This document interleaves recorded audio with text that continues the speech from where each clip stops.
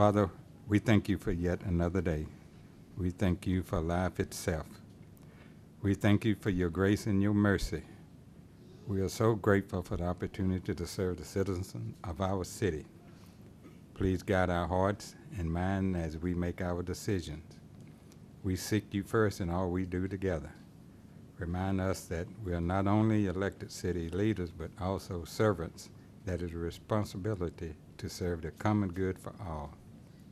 Provide us with the wisdom and courage to know and do what is right. May we always be guided by the spirit of community, by the spirit of justice, and always do what would benefit those who live and work in and around our city. I pray for those that make decisions which affect each and every one of us. Let those decisions be beneficial to those who live and work in our neighborhoods, communities, and our city of Nacogdoches.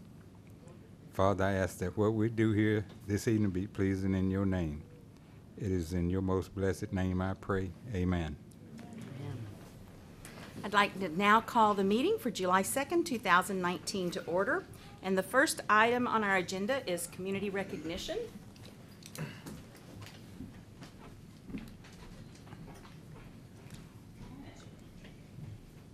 And tonight we are going to recognize the Nacogdoches Crushers Disc Golf Club. So if the following people are here and would like to come join me: Craig Lewis, Chris Roebuck, Steve Geierman, and Mark Sowell. Please come up and join me, and I'm going to talk a little bit about what we are honoring them for this evening. This is the 20th Nacogdoches Disc Golf Open, hosting 259 disc golfers plus their families to stay for the weekend and enjoy not only Nacogdoches' disc golf courses, but also local restaurants and hotels. This tournament always attracts touring professional players and sells out with paid registrations months before the event. The local club, the Nacogdoches Crushers, began in 2004 with a plan to grow the sport of disc golf in our community. In the early days, the club organized events, held small tournaments, and raised funds to develop disc golf courses in our city parks. The original members formed a community that helped the club to grow into the impactful organization it is today, a community of disc golfers that pick up trash as they play, walk through our parks every day, and build friendships with one another and park guests. With 3 full 18-hole courses and 1 9-hole course, the club has built a reputation of excellent disc golf and friendly competition across our region, and Nacogdoches now has courses rated as some of the best in the state. I know, isn't that awesome? Go ahead, I saw some of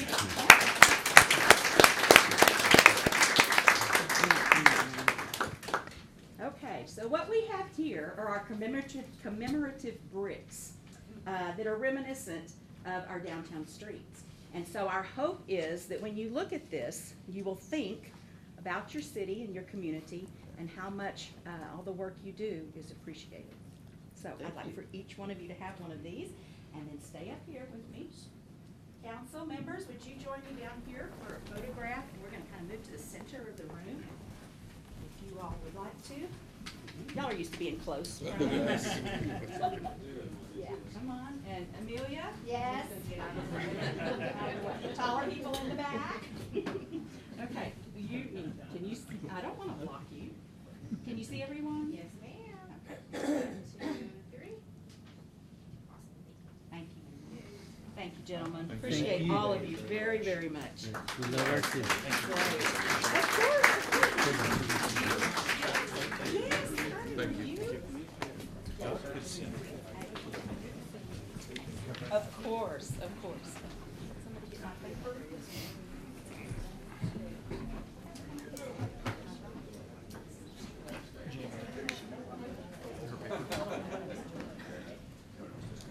Okay.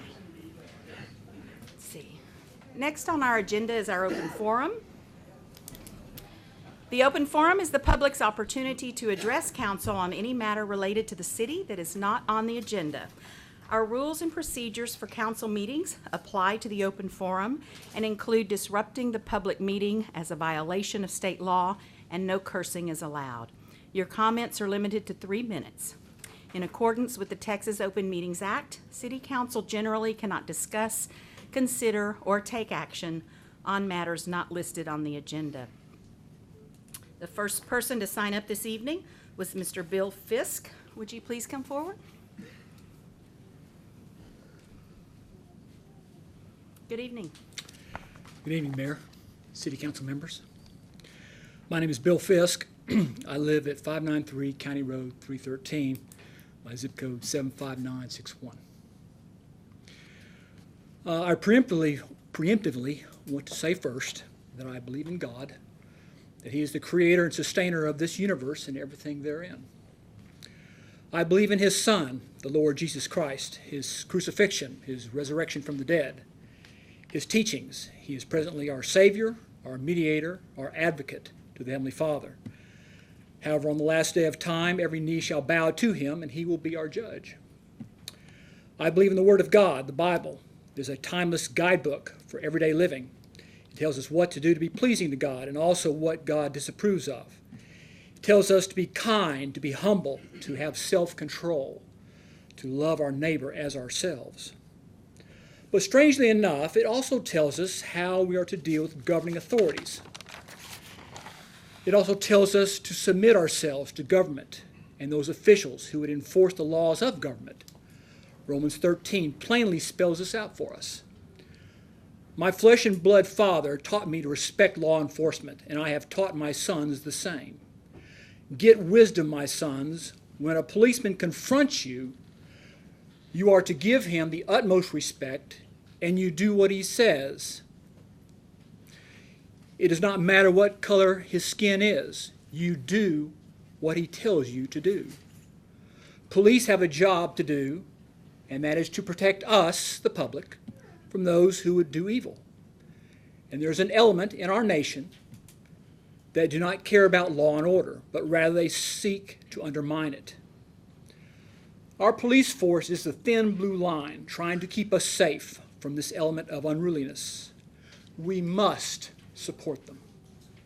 Chief Seavey, I appreciate you and your officers under you. We have a top-notch police department. Please continue to make it so and keep up the good work. Thank you. Thank you. The next person we have is Tyrone Spencer. Good evening. Hey, how are you? Fine, thank you. I also want to reiterate what Bill said. My name is Tyrone Spencer, and you know where I live in Central Heights at 4965 FM 698 in Nacogdoches, Texas. I have been here before. I've heard hate letters, so I'd like to read a love letter from the Word of God and reiterate what Bill just said. Let every soul be subject to the governing authorities, for there is no authority except from God. To the authorities that exist are appointed by God. Therefore, whoever resists the authority resists the ordinance of God, and those who resist will bring judgment upon themselves. For rulers are not a terror to good works, but to evil. Do you want to be unafraid of the authority? Do what is good, and you will have praise from the same. For he is God's minister to you for good, but if you do evil, be afraid, for he does not bear the sword in vain, for he is God's minister and avenger to execute wrath on him who practices evil. Therefore you must be subject, not only because of wrath, but also for conscience sake. For because of this, you also pay taxes, for they are God's ministers, attending continually for this very thing. Render therefore to all their due, taxes to whom taxes are due, customs to whom customs, fear to whom fear, honor to whom honor. Owe no one anything except to love one another, for he who loves one another has fulfilled the law. For the commandments, you shall not commit adultery, you shall not murder, you shall not steal, you shall not bear false witness, you shall not covet, and if there is any other commandment, all are summed up in this, saying, namely, you shall love your neighbor as yourself. Love does no harm to a neighbor, therefore love is the fulfillment of the law. And do this, knowing the time, that now it's high time to awake out of sleep, for now our salvation is nearer than when we first believed. The night is far spent, the day is at hand, therefore let us cast off works of darkness, and let us put on the armor of light. Let us walk properly as in the day, not in revelry, drunkenness, not in lewdness and lust, not in strife and envy, but put on the Lord Jesus Christ and make no provisions for the flesh to fulfill its lust. Now, what I've just read is Romans chapter 13 from the Word of God. This is the mind of God, whom He has revealed to us so that we can do what is right and know what is right. And I believe that what we have just heard from the Word of God is that we are to submit to the government, and we are to put on Christ, and we are to love our neighbor. And your neighbor is not just a person that's living on the left side or the right side of you, but your neighbor is everybody of whom you come in contact with. And so I'm here today to also say that I love the administration of the police department. Never had a problem in my life. I'm 48 years old, and as long as I respect them, they respect me, and we respect each other, and there's never been an issue that I could think of, not a single one. Thank you. Thank you very much. Next, we have Mary Roan.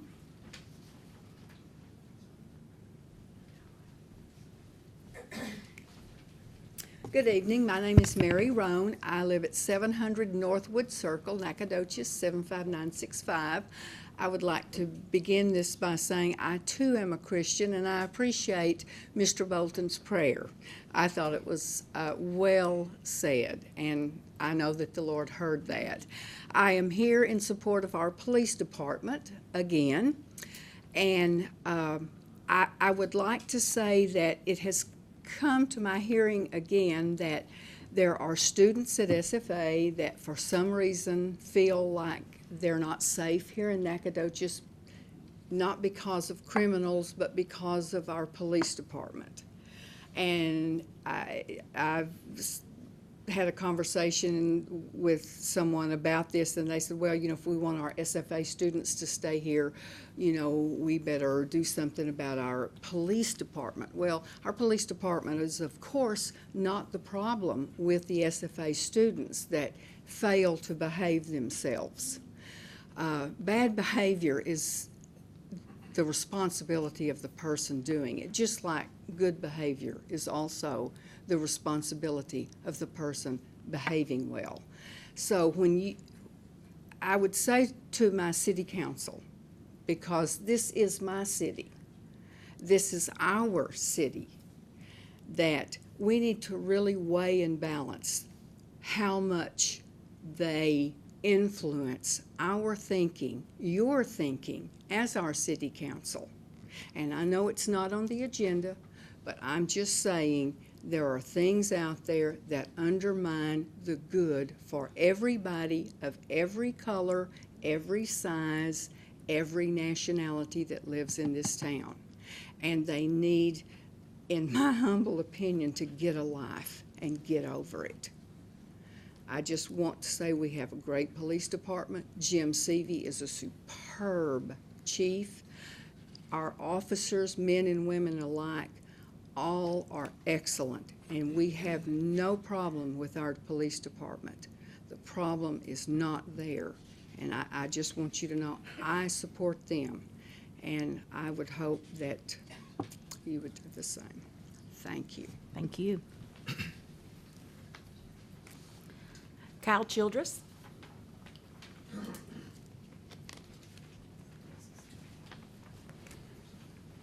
Good evening. Mayor, members of the commission. I'm Kyle Childress. I live at 317 Pine Street here in Nacogdoches, 75965. I too am a Christian. I've been pastor of Austin Heights Baptist Church for 30 years, coming up next month. I'm here to speak in support of a Citizens Review Board. In an essay on reading old books, C.S. Lewis said that old books help guard against our blindness of seeing things from only one perspective. He said people were no cleverer then than they are now.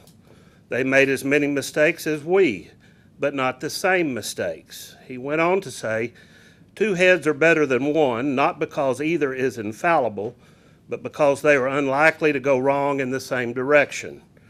I stand before you today not to urge us to read old books, but with C.S. Lewis to remind us that 2 heads are better than one, which help guard against our blindness. In other words, we're all blind one way or another. We have blind spots and blind sides, things and perspectives that are obvious to someone else we simply do not see. We're blind because of our habits, our training, our context, our gender, our race, and on and on. It is why, as an older white man, I need Black and Latinx friends, female and male and younger, to help me see more completely, to help me see more truthfully. Now, much is being made of the integrity and Christian faith of our police officers and leadership in Nacogdoches, and I am grateful to God for them. And even while this is true, the issue is we're all blind because of our perspectives. We want Nacogdoches to be a community made up of neighbors who support one another and who hold each other accountable, who are able to help us see when we're blind. That's why I support a Citizens Review Board, because two heads are better than one. Thank you. Thank you. Mr. Jeff Cox. Good evening. Good evening, Mayor and council members. Thank you for the opportunity of giving me a few minutes to speak. My name is Jeff Cox. I live at 103 Hemlock Street in San Augustine, Texas. However, I do work at one of the local hospitals here in Nacogdoches. I'm a retired state game warden. I've been in law enforcement for 29 years, a little more than that. And I now serve as a security guard at one of our local hospitals. So I frequently have occasion to observe the Nacogdoches Police Department as they bring people to the hospital for various things. And over my 29 years, I've seen a lot of municipal and county law enforcement agencies, both large and small.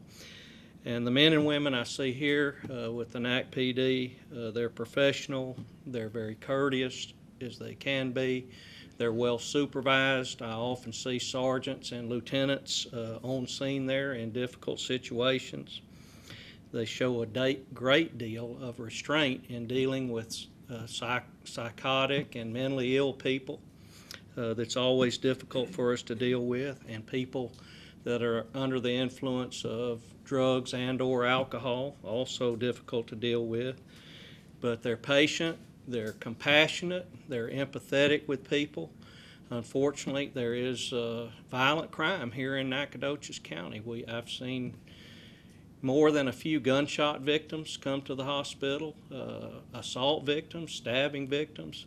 The police department officers come down, they're compassionate with the victims, they take their statements, and they go and try to find the bad guys, the people that were responsible for committing these crimes. And they show a sincere interest in protecting the members of the community here. I've seen it again and again. They do have a difficult job. These men and women are no different than any of the rest of us. They have their kids at home. Their kids go to school just like yours do. They have their own lives. They would love nothing better than to work their shift and go home at the end of the day without any incident whatsoever. It's kind of a thankless job. That's not why they took it. They're dedicated to service to their community. I do not know a single Nacogdoches police officer on a personal basis. It's strictly a professional basis that I've interacted with them, and from what I've seen, you have a very professional, well-trained, well-supervised police department. I'm glad that they are my backup. They're always quick to come, whether it's a big problem or a small problem. They're there to take care of us, and I appreciate them very much. Thank you. Thank you.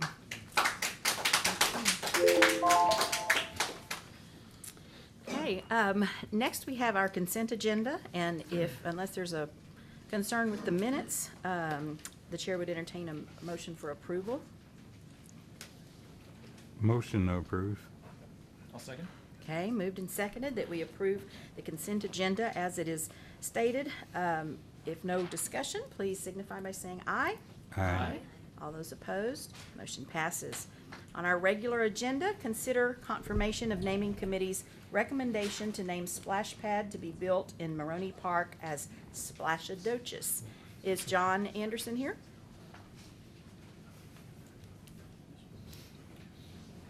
Good evening.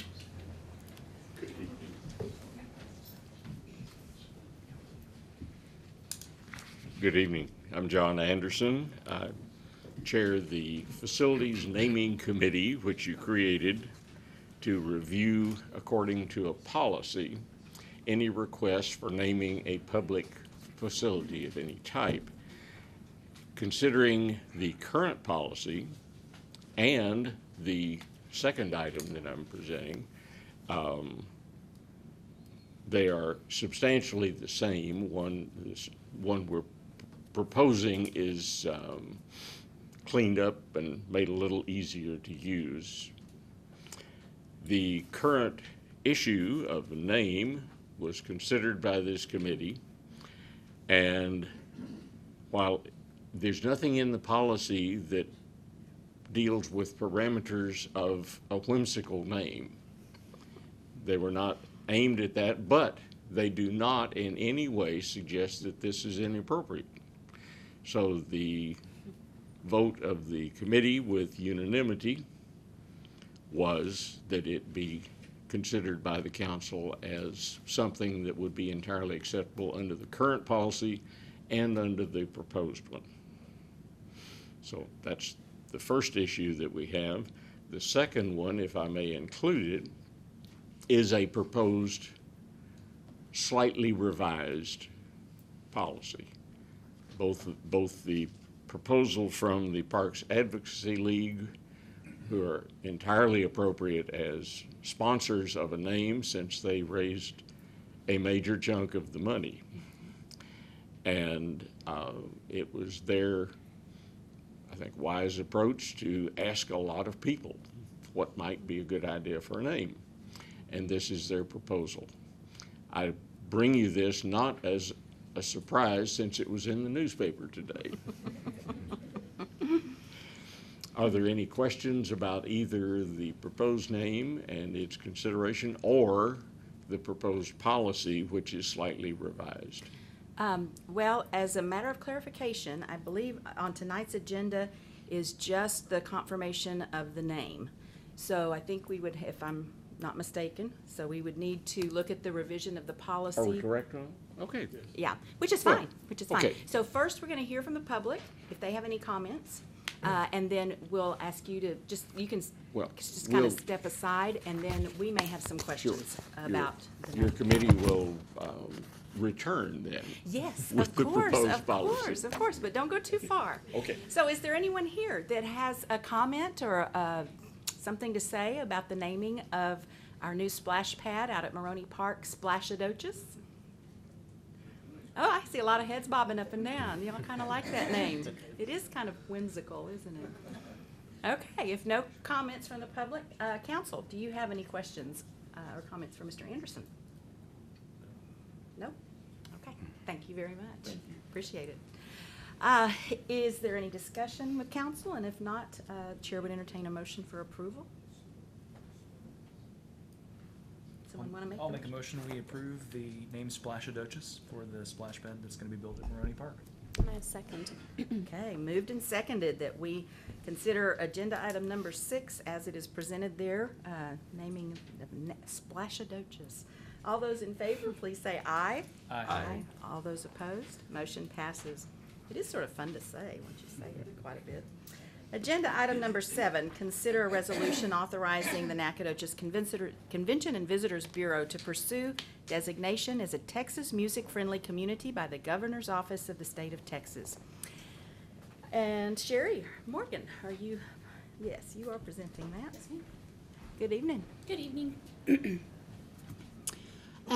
In 2015, the governor's office, through the Texas Music Office, started to look at economic impact studies of the impact of not just music business in the state, but also music education. And the results that they saw were that over 970,000 jobs were created in the state of Texas as a result of music education and music business, $4.1 billion in revenue annually. So they began to see it as the economic driver that it was, and they tried to come up with some firm ways that they as an entity could support, nurture, and foster the expanded growth of that for the state. One of the things that they arrived to was this concept of Texas music-friendly communities and a designation process for that. Currently, there are only 8. Last week, San Angelo, Texas received their designation. They were the 8th. There are 3 more in consideration for designation at this time. That's Dallas, Corpus Christi, and Nacogdoches. There is a list of requirements that a destination goes through. There's no charge. It's all free of charge. What it entails is consolidating a list of your assets in music business and music education, so your list of artists, your venues, your educational opportunities, and contributing those to a statewide database. And once you are designated as being Texas music friendly, you also have, not only do your artists and your venues have access to inclusion on that list, but your community has access to that list as well to further support the Texas music industry. It also, so it's a networking aspect, but it also is an established brand out of the governor's office that is a clear communication of a community's dedication and understanding of the value of that business and industry. And so in our pursuit of that through the CVB to date, we have satisfied all of the requirements except for the last 2, one of which is this resolution, the last of which is hosting a community event, which ours will take place on July 17th at Lugnuts. The governor's office will be in attendance of that, as well as area artists that will be performing as well. And at that point, we won't receive a designation on July 17th. They have to make sure that we've done our due diligence and satisfied all of the requirements. But our staff has done all that. One of the most important things was to establish a committee that would serve as a liaison to the music community. And we did that. Scott Shattuck with the Fine Arts Department and Stephen F. Austin is our committee chair of that. And we're very proud of that partnership with the university because, as with everything, we really want to utilize the relationships that we have, because one of the greatest things about Nacogdoches is that cooperative sense that we have between the city, the county, and the university, and all the other entities. So I hope, happy to answer any questions that you might have about it, but I hope we can get this resolution of support from mayor and council. What it will allow for us to do at the CVB is sort of consolidate our promotional efforts in promoting Nacogdoches as a great place to come and see live music, which we already are, but it just sort of gives us a little credibility, some street cred out of the governor's office, and also, again, just reiterates our commitment to providing a supportive community for our artists and our business owners and our music educators.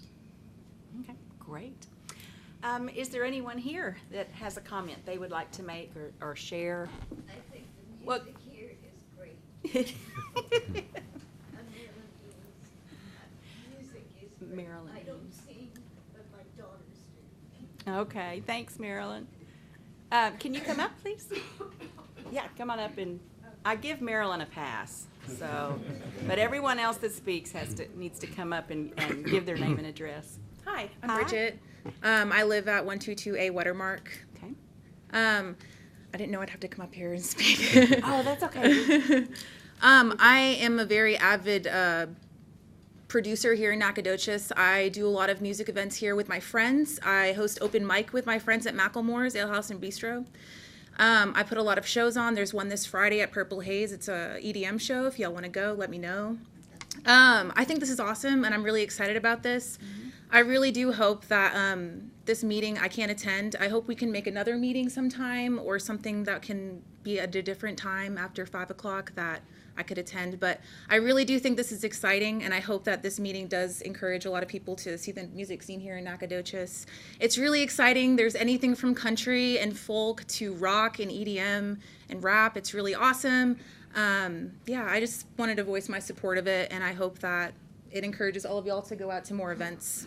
We have some great venues, Macklemore's Ale House and Bistro, we have Purple Haze, Puffin Stuff, we have Bonita, of course, too, and we have Flashback, or Lanana Creek Ice House is what it's called now. So thanks, y'all. I think this is awesome. Great. Yeah. Thank you. What's your last name? Kozash, Kozash. And my name is Brigettete. Anyone else? Okay, council, questions or comments, I have a clarifications? question. Sure. In order to become Texas Music Friendly Community, do we have to have certain facilities? And or do we have to put in so many events, whether they state or national event? No, sir. The only requirements are that we have, that we've attended a community meeting, and we attended one in Tyler, that we put on a community meeting of our own, and that's the one that's scheduled for July 17th. That we form the committee as a liaison, and that we have access to formal music education, and we've got that through Stephen F. Austin. There might be 2 other just housekeeping kind of things, but there's no financial commitment or promise other than the community really, and that's one of the reasons that one of the requirements is to get a resolution of support from mayor and council, that the decisions that we make moving forward keep in mind that we have this designation and that we honor it as it comes out of the office of the governor, that we just do our due diligence in that pursuit. Thank you. Anyone else? What is happening at this meeting? What's the meeting about? On July 17th, it's really a party. I mean, we're Okay. calling it full I was transparency. at lug nuts, Yeah, it's at but lug yeah. nuts. As long as we have quorum, no. There'll be performances. There'll be some informal jams. Larry at Lug Nuts, I believe, is cooking some things for the group, and the governor's office will be in attendance as well, just to see the community support for music. And our rationale for having it at Lug Nuts, because there's so few destinations so far that have it, we really wanted to position ourselves closer to Angelina County as well, so that we can sort of stake our claim to the greater East Texas microplex and establish ourselves first, plant our flags. I imagine we want a good number of people to show up if the governor's office is going. Like if there are 3 people, it's not going to show. Nacogdoches would really. We've been right. promoting it. There's an Okay. Eventbrite link. There's a Facebook page on it. People have been sharing it. Scott Shattuck, of course, with the university, has been sharing it through his avenues as well. So I feel certain that we're going to have a respectable sized crowd. And of course, there's ample room for everybody to come out. The more the merrier. What time does it start? Farmers market. Farmers market. What about? ASMC at farmers market too. Yes, that's a good idea. Can you say? So we have it on She record, mentioned what- the farmers market as a venue for live music. They do have live music there a lot as well. The event starts at 6:30, I believe. Okay. Anything else? That's great, Sherry. Thank you. This is awesome. Thank you so much. Okay. The chair will entertain a motion for approval of the resolution. I move to approve the resolution. I second that. Okay, moved and seconded that we approve the resolution as presented in agenda item number 7. If no further discussion, all those in favor, please say aye. Aye. All those opposed, motion passes. Next on our agenda are board appointments. We do this twice a year. And so we will take each board as a separate motion and vote on that. And we will start with the Convention and Visitors Bureau. And I would nominate Shay Reynolds and Sarah Drake for those 2 positions. Do we need the motion? I made the motion. You made a second. Okay, moved and seconded. If there's any discussion, if not, all those in favor, please say aye. Aye. All those opposed, motion passes. For the Historic Landmark Preservation Committee, Alex Rank, Gretchen Patterson, and Paul Sandel. I'll second. Moved and seconded. If no discussion, all those in favor, please say aye. Aye. All those opposed, motion passes. The Housing Authority Board, Chris Sidnell, Barry Bell, and Farrah Bentley. Second. Moved and seconded. If no discussion, all those please say aye. Aye. All those opposed, motion passes.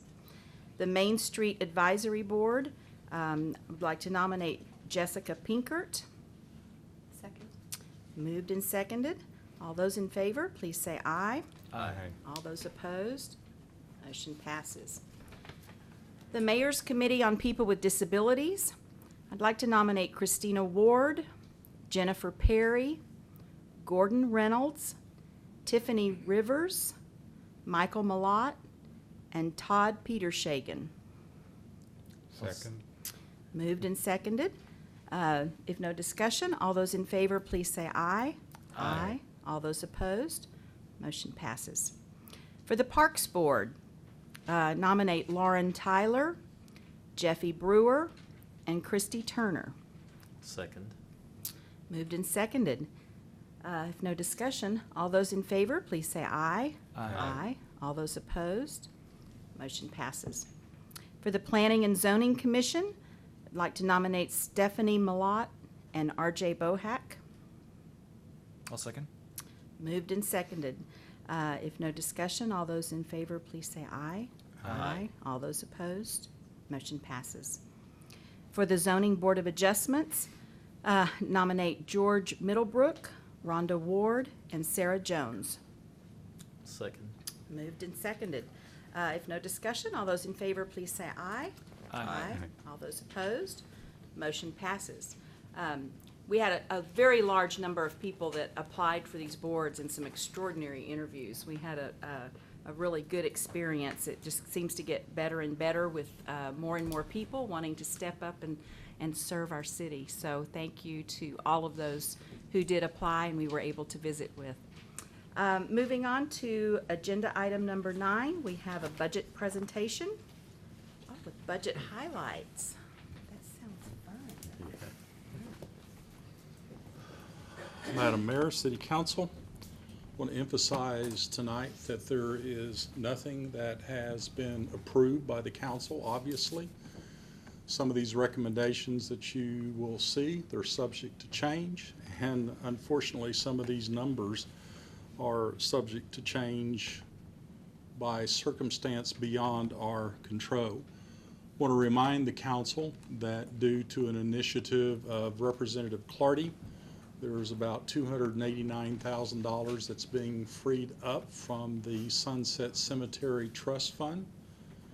That money has to be spent on Sunset, and so you will see some specific proposals, probably will be part of the budget, but obviously there needs to be an opportunity for public comment on how those monies will be spent. I know one recommendation is that part of the money be spent on a roadway to open up a new section. I want to emphasize, as we have in the past, even though the trust fund doesn't exist, it doesn't relieve the city of its obligation to provide perpetual care to all 3 of our cemeteries. Sunset was the only one that had a trust fund.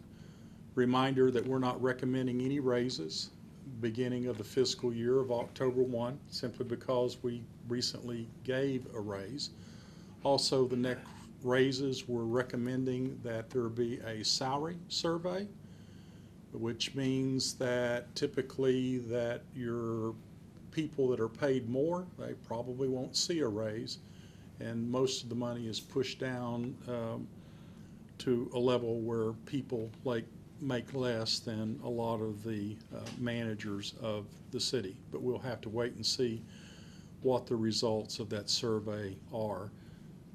When will you receive a recommendation? It's hard to say. A lot of it is going to depend upon what's happening with sales tax. Also with property tax, we have, our sales tax is very flat. I think everyone knows that, and we're not projecting much of an increase for the next fiscal year. With property tax, we're going through a reappraisal, so that $8.5 million number, we have very little confidence in it, but we'll see that number firm up as we move towards the fiscal year. I didn't skip over the bond issue, just the conversation kind of flowed. It has been quite some time since the City Council has considered the need for a bond issue. There is part of our general fund debt that will be expired in 2022, which is remarkable, shows good stewardship on the part of the council, and I'm suggesting that it's time that there be discussions about whether or not a bond issue is needed in our community. To give you an example, when I came 16 years ago, a architect study was submitted to the city council about our 5 fire stations, and the recommendation was that all those stations be replaced because of the age that they were. And 16 years later, we're still talking about it. It's an expensive proposition, and in all probability, the only way to finance it is through a bond issue. The continued discussion about some of the more significant improvements in our Parks Department would be a topic for consideration, but all I'm asking the council to do, you're not making a decision tonight, is to keep in mind that it may, talk to the constituents, it may be time for a bond issue. And I know what you're going to hear is, well, it depends on what the bond issue includes. Well, we don't know what it might include at this point. This would be an exploratory committee. The utility fund, we're in the 4th of a 5 years, so we've got one more year. I may have said that incorrectly, but we got one more raise in rates to go. We implemented over a 5-year period.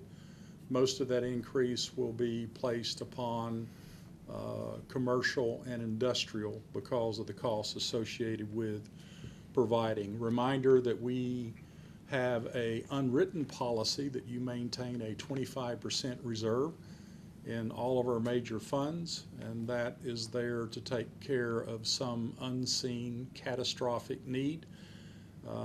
We've never had to dip into it in recent history. And sometimes when the budget is tight as it is, there is a suggestion, well, maybe we should lower our amount of our reserves from 25% to 20% or less. But you have to remember that's a one-time shot of money. There's not a flow of money to replace it every year. And I don't think it's a prudent policy, but it's an option that the council can certainly consider. In the utility fund, there is $2.6 million of unencumbered reserves. That is for the current fiscal year. We don't have the number yet for the new fiscal year. None of this includes the capital outlay, which we're still working on, which you'll be considering later as to what capital improvements need to be made in the utility fund. One of the recurring comments we get at City Hall is that we need another brush truck. Well, if we have another brush truck, then it's going to cost more money, which will mean typically an increase in rates. We're doing an analysis of that, and we will have that for you at some time during the council discussions. Another option that we'll look at, I think most people are aware that our brush truck just follows a reoccurring route through the city and is driving up and down each and every street in residential areas only. And a lot of times they're driving up a street and there's no brush. And so that's wasted time, wasted fuel, impact on the carbon footprint. And so we're looking at an option instead of another brush truck as to whether or not we can set up a system with our high-tech options where the brush truck is actually going straight to brush piles and picking it up, which will get them across the city more rapidly. Same thing with street sweeper. We only have one sweeper, which means in residential areas, if you're lucky, you'll see it twice a year. Whether or not that's adequate, that'll be a topic for discussion later, and why street sweepers are important to the maintenance of our streets. But if we have a second street sweeper, that doesn't, and same with the brush truck, it doesn't mean just purchase the equipment. We also have to have personnel to operate those units. We do have an equipment replacement fund where most of our equipment, vehicles primarily, we lease them from ourselves. So in essence, we set aside money every year to replace the vehicles, so it doesn't hit the funds all at once. All equipment and all vehicles are not in the equipment replacement fund, but once we purchase a new piece of equipment or a vehicle, then it goes in the fund, and then it begins replenishing itself to acquire a vehicle after its useful life has expired. We are talking to Enterprise. They keep knocking on our door and they say, hey, you can save money if you'll sign up with us and if you'll rent most of our vehicles from Enterprise. The preliminary analysis says, okay, that's worth exploring, and so we'll continue to generate those numbers, and you'll have those later as we go through the budget process, and so you might begin giving some thought about that. Might emphasize with if we were to go with some type of rental plan from a external provider, we're not talking about anybody losing their job. Take our mechanics, they wouldn't be maintaining the fleet, but there's a lot of other equipment, small equipment, that they do have to maintain. And that would be the area that is at risk, and we have no plans to lay off any employees. I think the council's well aware that we have enterprise funds and then we have the general fund. The enterprise funds are our utility fund and the sanitation fund, and in essence they are financed through rates.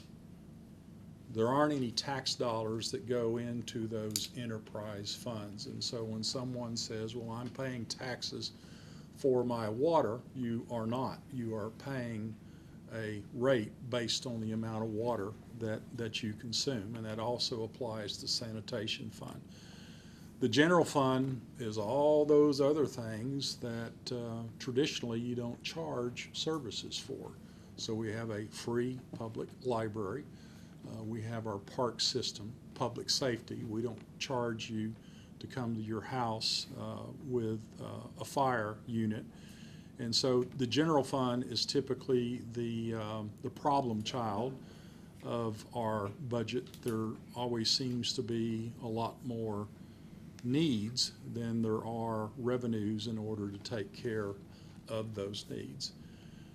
For the newer members of the council, we transfer money from our enterprise funds to our general fund every year. So let's talk about my favorite city attorney and my only city attorney, is that he is paid out of the general fund. And Julianne appreciates that. Very much so. But the utility fund and the sanitation fund pay for 2/3 of that salary and expenses. He has a legal assistant by a transfer into the general fund. That's true with the city council's budget, the city manager, engineering, finance. Now, it was pointed out last year that we transfer more money than we should.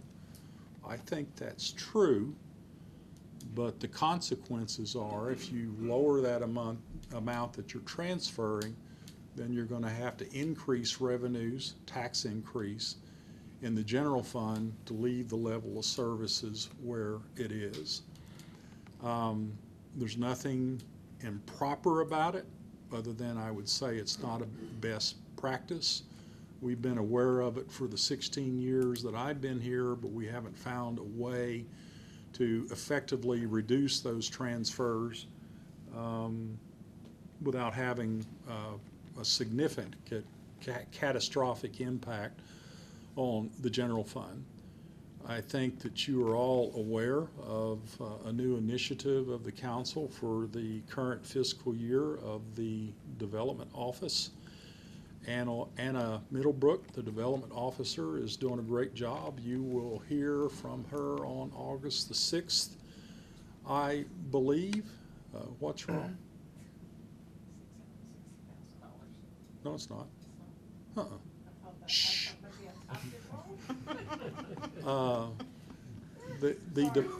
One of the things, before I got knocked completely off track by the city secretary, is that we don't realize how much money we receive in contributions. So in 2018, we received $660,000 in grants, contributions, a lot of it from foundations. Splashdocious is in there, and we're going to see that number grow with time. It's not going to occur overnight, and I would throw out some specific challenges, but Anna usually loses the color in her face and begins wringing her hands, and so I'm not going to do that to her tonight. Property tax caps were imposed by our state legislature this year. It does not impact this budget, but as part of the budget preparation process, after we get the full details as to how it works and the impact on our budget, then we'll share that information with the city council, because it could have an impact on what you do with the upcoming fiscal year to prepare for the following fiscal year.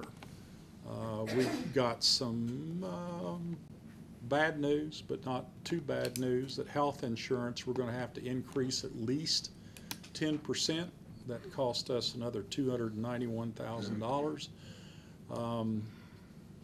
It would be more if we didn't have the partially self-insured fund.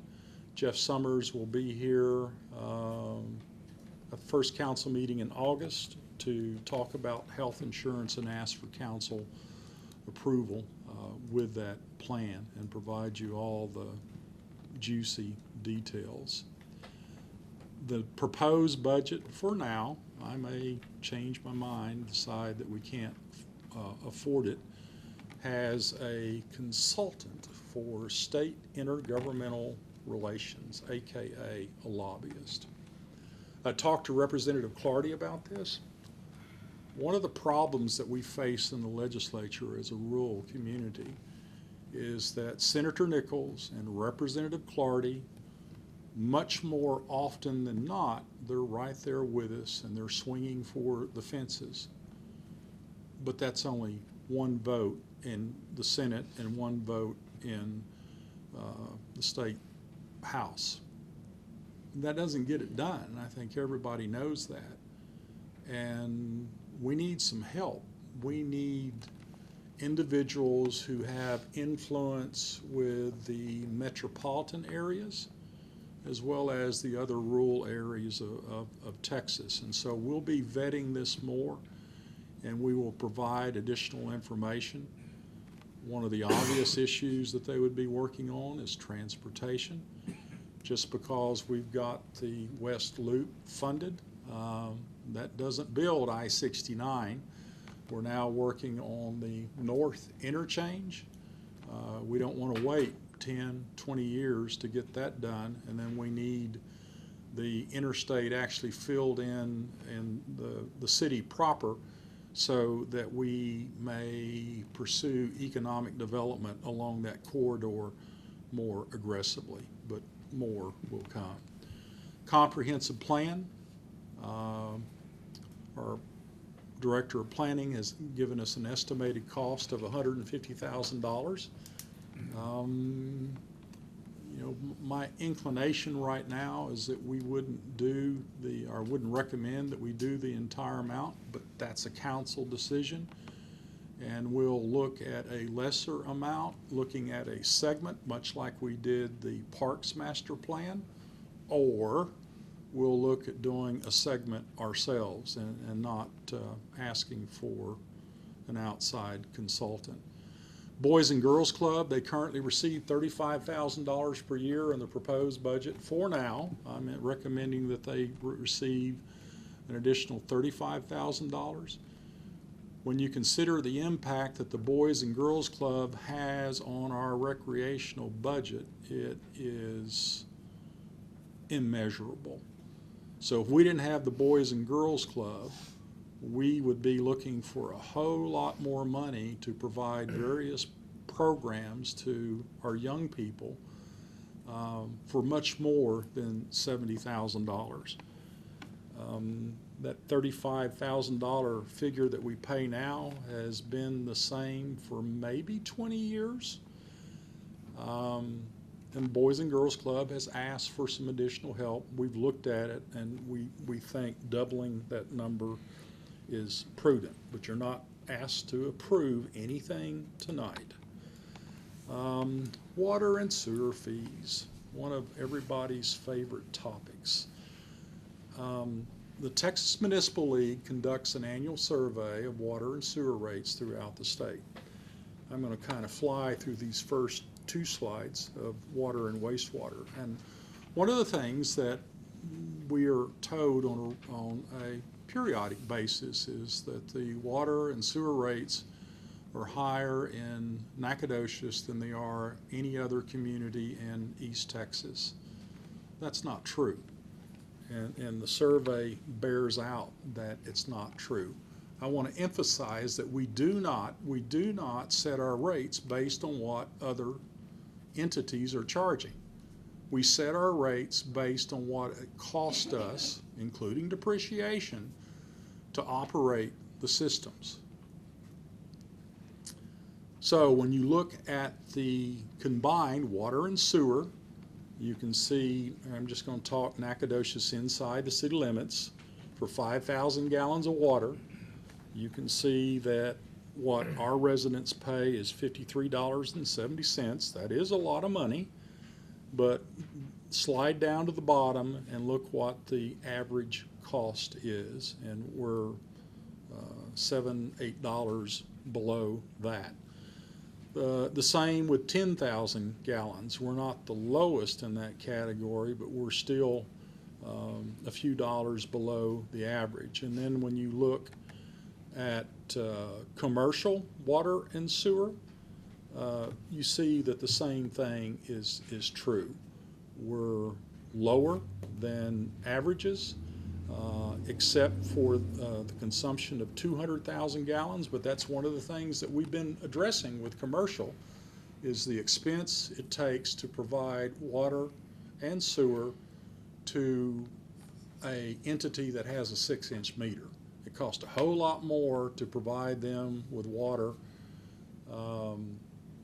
through a 6-inch meter than what it costs to provide you with water through a 5-8-inch meter. And so you're going to see those rates go up a little bit more, so that we're charging based on the demands that entities put on our systems. By the way, we shared these rates with all of our industrial customers, and we got no comments back. I think that they know that our rates have been low compared to other facilities that they have. And I hope that the fact that I said that doesn't prompt them to call and say that the rates are too high, but we will see. Madam Mayor, that concludes my yammering, and I will yield for comment, and then I will return for questions. Thank you very much. Is there, yes, can you come? I highly support the Boys and Girls Club. Oh, okay. Very much so. Marilyn says she highly supports the boys. The Boys and Girls Club through Girl Scouts. Okay. She supports the increase for the Boys and Girls Club. Anyone else? Okay, council, questions or comments for Mr. Jeffers? I have one. Back to the transferring the money from the enterprise to the general fund. You said that it isn't best practice to be transferring that amount. What would be best practice? You want to transfer monies that reflect actual cost. Right. And you think about it, it's perfectly logical, but you don't want to be subsidizing the general fund, which is funded through property tax, sales tax, traffic fines,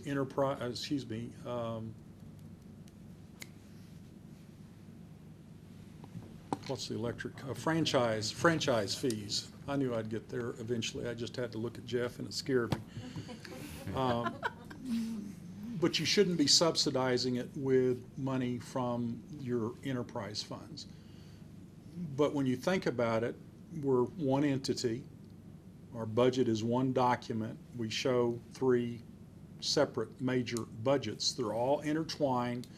And so if you stop that, then that means that you increase taxes if everything is going to stay equal. Now, as a go, I think that eventually you would like to lower that number in transfers from enterprise to general, and we'll give you a good number versus what we actually do.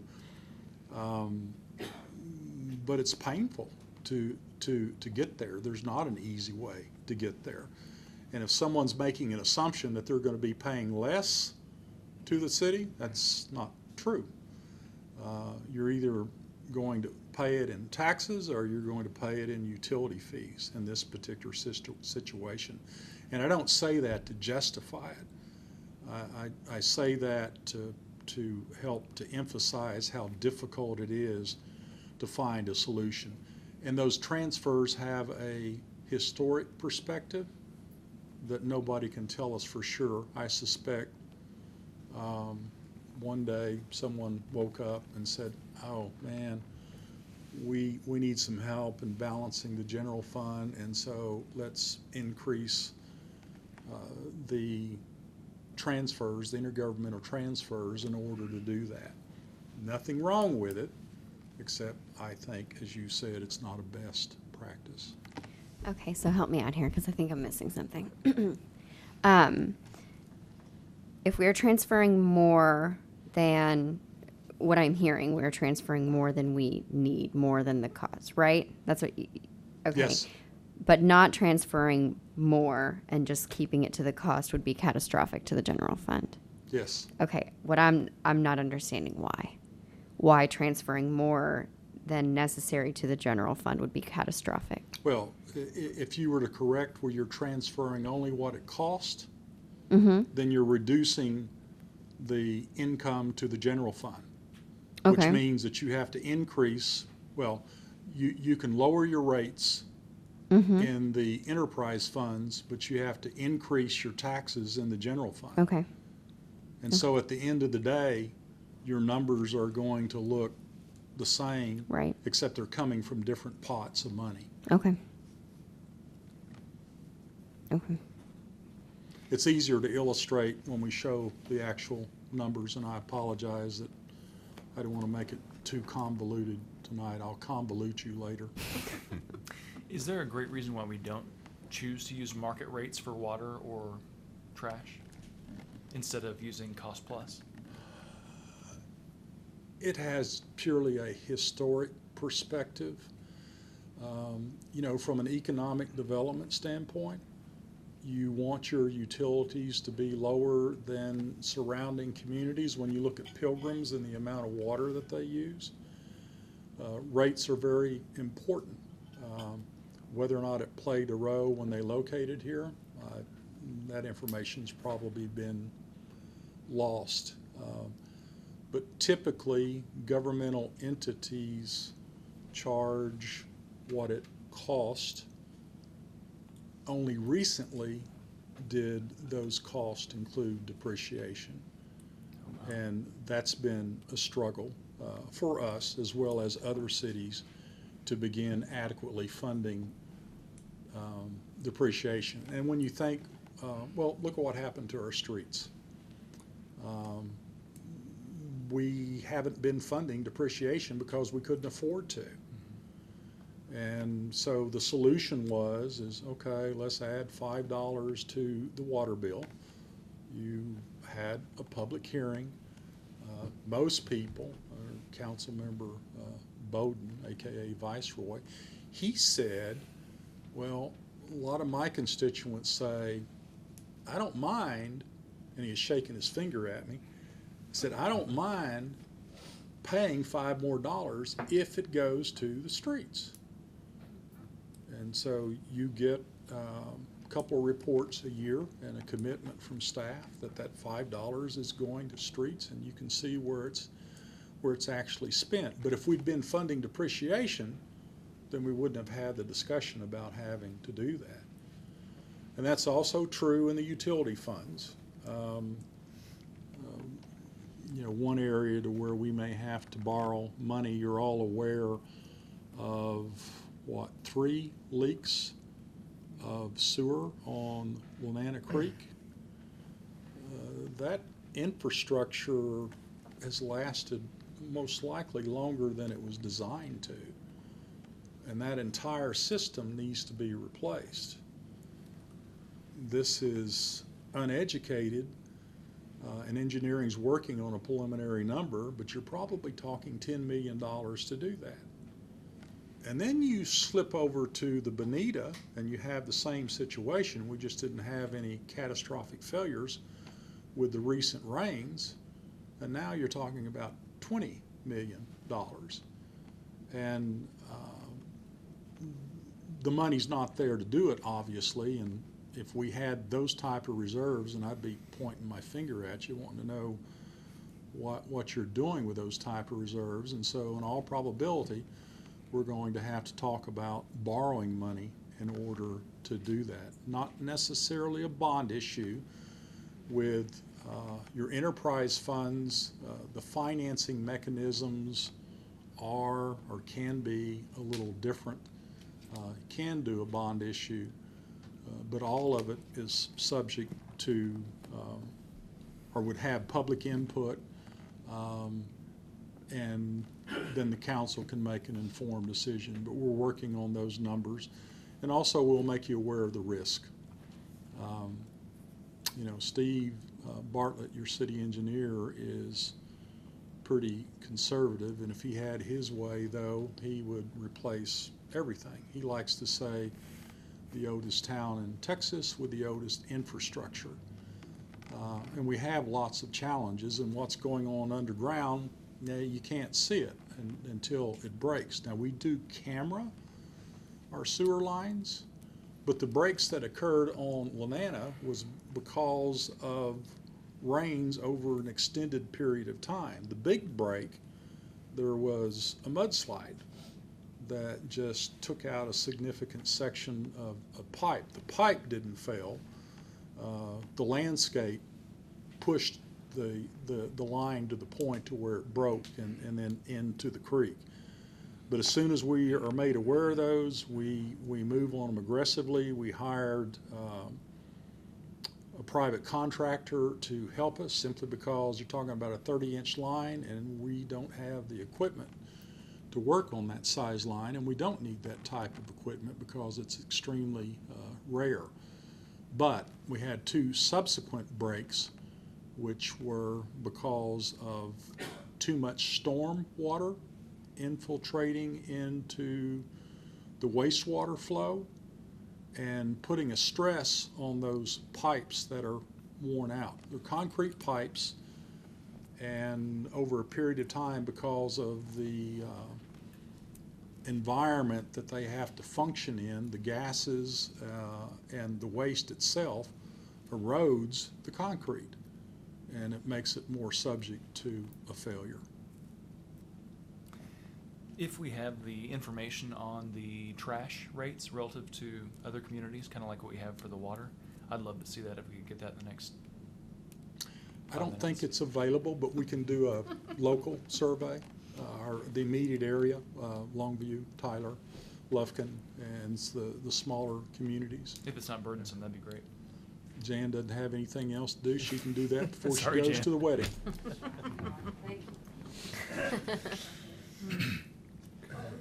Okay. Any other questions? Green's a lot closer than my backyard, so. Any other questions? I did have a question, but I think you may have answered it. But I'm gonna ask it anyway. Been transferring more than needed. Go back to the transfer from the enterprise to the general fund. And I had asked myself the question of why the transfer only what's needed And then I scratched that, but transfer what should have been budgeted. So you answered that question when you was talking to Councilperson Fisher. But at the end of the year, if we transferred more than needed into the general fund, what happens to the money that was not needed? I think it was just the vernacular. So not more than is needed, but rather more than it's a simple cost. What it costs us to produce the water. We're transferring more than that, so there's a profit. Well, more than water, but also, then that could have been controlled by a budget. Well, you'd have to reduce expenses. You know, you would only want, say, a half of an attorney, which, well, never mind, that was a bad Well, example. he's That's better what than we a full have. attorney, so yeah, That's okay. what we have now, so I apologize for that example. But let's take the street department. Let's reduce staff in the street department so we don't have to transfer as much in. There's a consequences to that, and we're not going to do that because we have problems with streets. And so at one time, I suspect, we were only transferring what was needed from the utility funds to the general fund to only reimburse them for 2/3 of the cost. I understand that. Over a period of time, that number has inflated for, I don't know why. Okay. In the budget class we're gonna have next week, you can explain it to me. Well, no, our self-professed number nerd will teach the class. Okay. Thank you. Thank you, Garth. Okay. Any other questions or comments about No, I'm this good. little the highlights of our budget? By the way, anybody have any questions about the budget during this preparation process? I know for new council members, it's daunting. It gives you a headache. Feel free to go and sit down with the Director of Finance, Ms. Kerbo, and then also I'd be your second choice if Ms. Kerbo's not available. Thank you. Oh, Are we going to have a budget, or this might not be the appropriate time to ask, but are we going to have a budget workshop or some more prolonged thinking session about the budget? You want a prolonged session of this? Yeah. Yes, I would suspect that we are. I like torture. That's a council decision, though. But we had a work session last year. I think that the council enjoyed that for the most part. And it was a time for council to ask questions. I'm going to try to go into greater depth about the preparation process and my decision-making matrix, which I don't think I can explain in writing, so that you'll understand where it is that I'm coming from. And I'm not right. Somebody else can have a proposal that is just as valid. It's a matter of preference. Experience has something to do with it. But at the end of the day, the council has to make that decision. And my favorite example is the brush truck and the street sweeper. You want to provide a new service, it's going to cost more money. You're going to have to increase taxes, except for the street sweeper. We have been innovative where we can, so a street sweeper is sweeping the streets, it's picking up dirt, and it's picking up trash, and so instead of being in the general fund, it belongs in the sanitation fund. I don't know how sound that logic is, but we moved street sweeper into the sanitation fund. Therefore, it's a little bit easier probably to fund additional service there, and it took some pressure off of the general fund. okay. Anything else? No, I'm good. Are we having executive session? No, ma'am. Okay. Well, then that concludes our meeting for July 2nd, 2019. Thank you all for attending. Have a pleasant evening.